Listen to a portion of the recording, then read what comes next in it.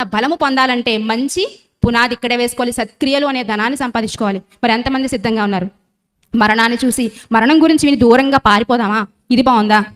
మరణం గురించి విన్నప్పుడు అది నీకొస్తే నువ్వు సిద్ధంగా ఉన్నావా మరణాన్ని ఎదుర్కోవడానికి? భక్తులు అంటారండి, నా మట్టుకైతే బ్రతుకుట క్రీస్తు, చావైతే లాభం, చావే నాకు లాభం అన్నారు భక్తులు. మరి ఈరోజు నువ్వు దేవుడు తీసేసుకుంటాను అంటే ఓకే దేవా నేను రెడీ అనే సంసిద్ధత నీ మనసు నీకు ఇస్తుందా? ఈరోజు నేను తీసేసుకుంటా, నేను ఆ సంసిద్ధత నీ మనసు నీకు ఇస్తుందా?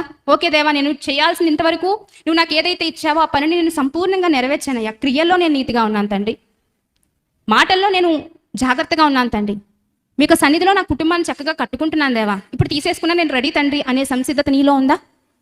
ప్రతి ఒక్క క్రైస్తవ జీవితంలో సంసిద్ధత, రెడీ అనేది చాలా ఇంపార్టెంట్ అండి. పెళ్ళికి వెళ్తే ప్రతిదీ మనం రెడీ చేసేసుకుంటాం ముందే. ఆ చీర అప్పటికప్పుడు షాప్ దగ్గర కొనేసుకొని వేసేసుకుంటామా?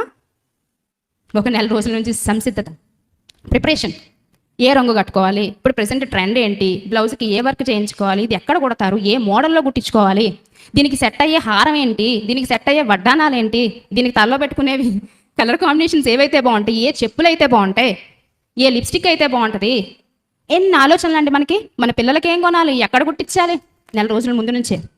పెళ్లి టైం ఇంకా రేపు అనగానే ముందే సిద్ధపడిపోతాం మనం.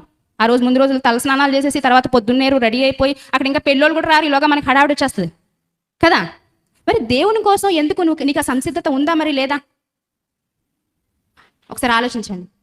సిద్ధపడిన కన్యకల వలె సంఘం ఉండాలి, సిద్ధపడిన కన్యకల వలె.